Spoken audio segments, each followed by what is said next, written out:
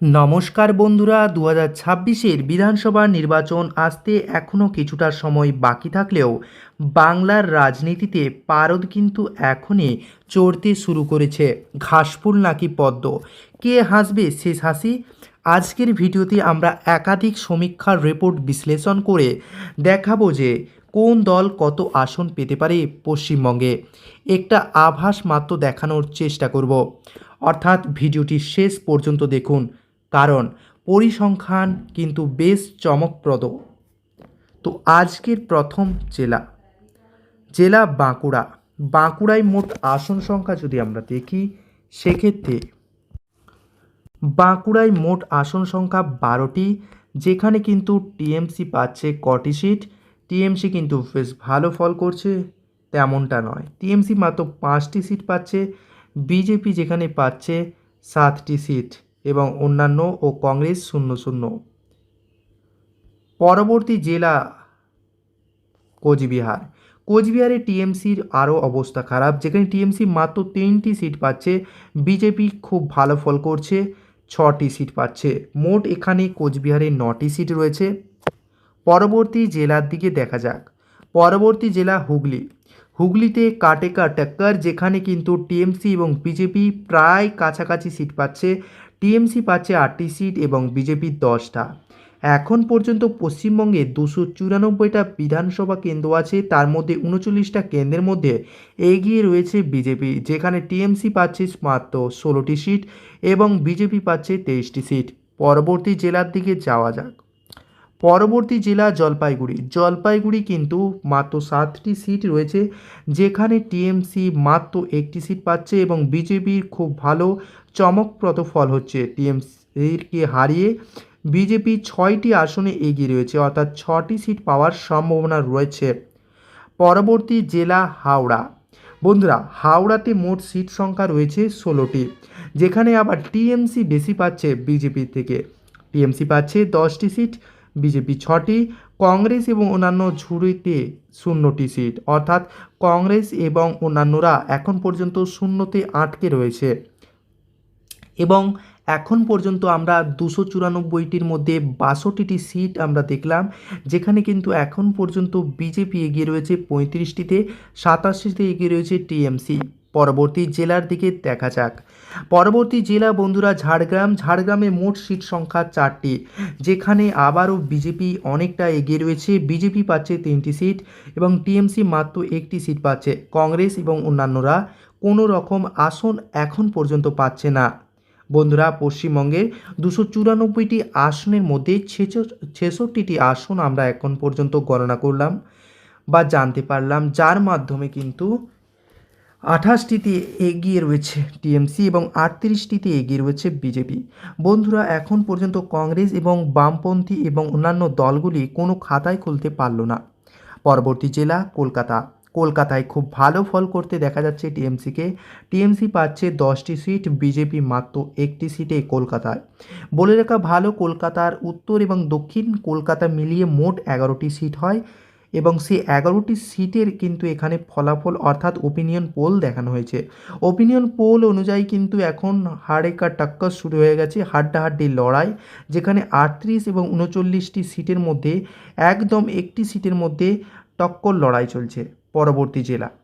পরবর্তী জেলা আলিপুরদুয়ার। বন্ধুরা, আলিপুরদুয়ারে মোট সিট সংখ্যা রয়েছে 5টি এবং এখানে টিএমসি 0 এবং কংগ্রেসও 0 এবং কংগ্রেস সহ অন্যান্য যারা আছে সমস্ত দল 0 এবং বিজেপি 5টি সিটই পাচ্ছে। এখন পর্যন্ত বন্ধুরা আমরা দেখতে পেলাম 294টি সিটের মধ্যে 82টি সিটের ওপিনিয়ন পোল এবং এই ওপিনিয়ন পোল অনুযায়ী এখন বিজেপি কিছুটা এগিয়ে রয়েছে টিএমসির থেকে।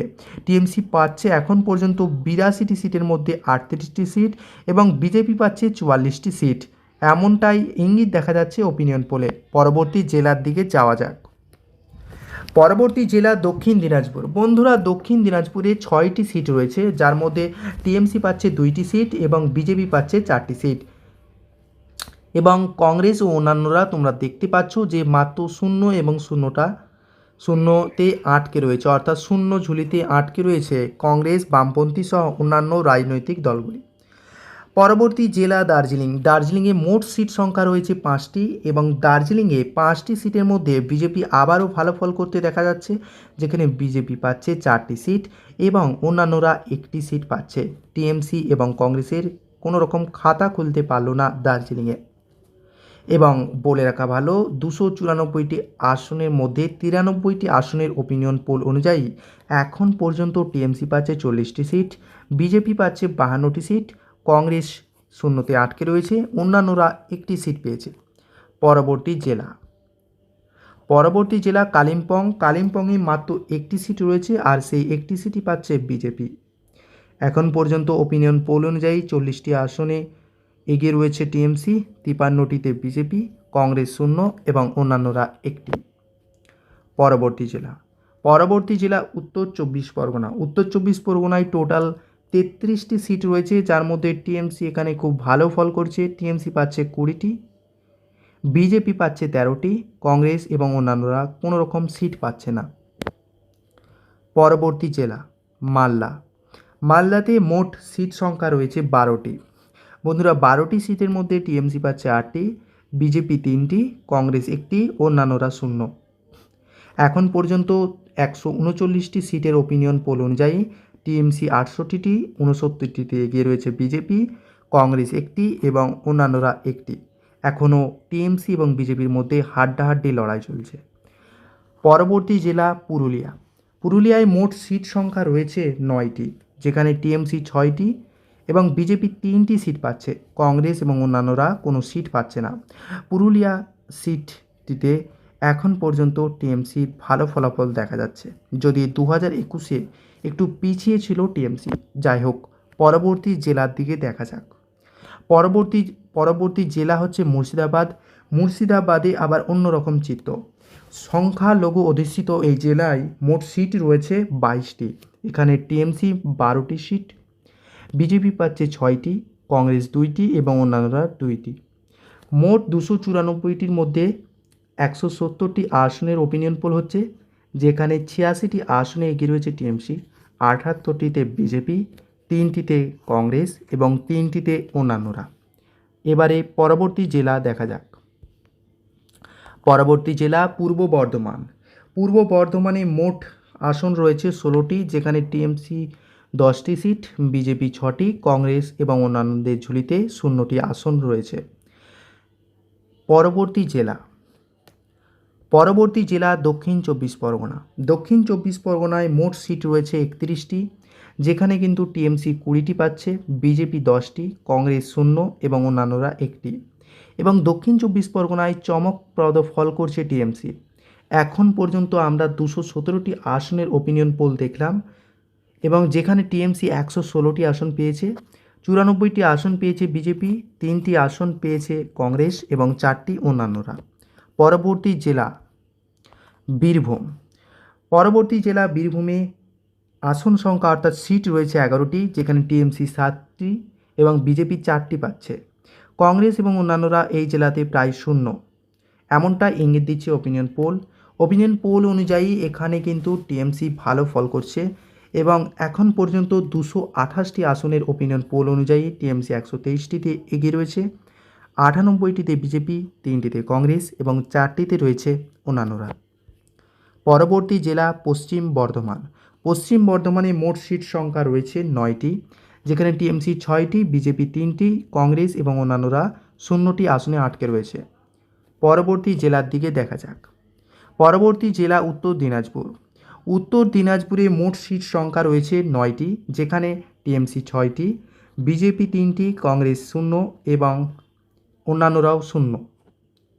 পরবর্তী জেলা নদিয়া। নদিয়ায় মোট সিট সংখ্যা রয়েছে কয়টি? নদিয়ায় মোট সিট সংখ্যা রয়েছে 17টি, যেখানে টিএমসি পাচ্ছে 11টি, বিজেপি 6টি, কংগ্রেস এবং অন্যান্যদের ঝুলিতে 0। পরবর্তী জেলা হচ্ছে পশ্চিম মেদিনীপুর। পশ্চিম মেদিনীপুরে মোট 15টি সিটের মধ্যে টিএমসি পাচ্ছে 9টি, বিজেপি 6টি। এখন পর্যন্ত 278টা যে ওপিনিয়ন পোল হয়েছে বিধানসভা কেন্দ্রে, সেই অনুযায়ী 155টা পাচ্ছে টিএমসি, 116টা বিজেপি, 3টি পাচ্ছে কংগ্রেস এবং 4টি অন্যান্যরা। এবং আজকের ওপিনিয়ন পোলের শেষ জেলা পূর্ব মেদিনীপুর, এবং পূর্ব মেদিনীপুরের মোট আসন রয়েছে 16টি, যেখানে তুলনামূলক ভালো ফল করছে টিএমসি, যেখানে টিএমসি পাচ্ছে 10টি সিট এবং বিজেপি 6টি। 16টি সিটের মধ্যে টিএমসি আবারও 10টি এবং বিজেপি 6টি পাচ্ছে।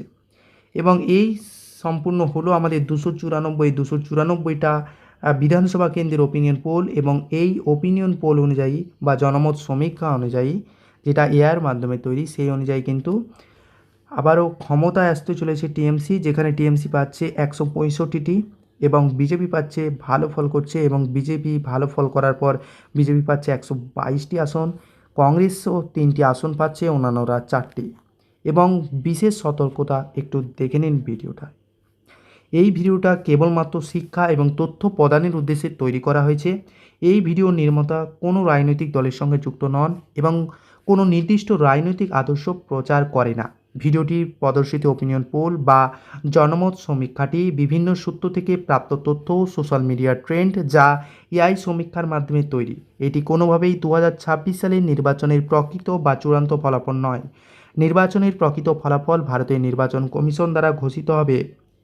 দর্শকের অনুরোধ করা হচ্ছে যে ভিডিওটি কেবল একটি আলোচনার মাধ্যম হিসেবে গ্রহণ করতে। বন্ধুরা, মনে রাখবেন, এটি একটি সাধারণ সমীক্ষা মাত্র। গণতন্ত্রের শেষ কথা বলে জনগণ, এবং আপনার একটি ভোটই আসল সিদ্ধান্ত নেবে। আমরা এখানে কেবল বর্তমান পরিস্থিতি বিশ্লেষণ করার চেষ্টা করেছি, তাই এতে ভুল ত্রুটি হলে ক্ষমা করবে। ধন্যবাদ।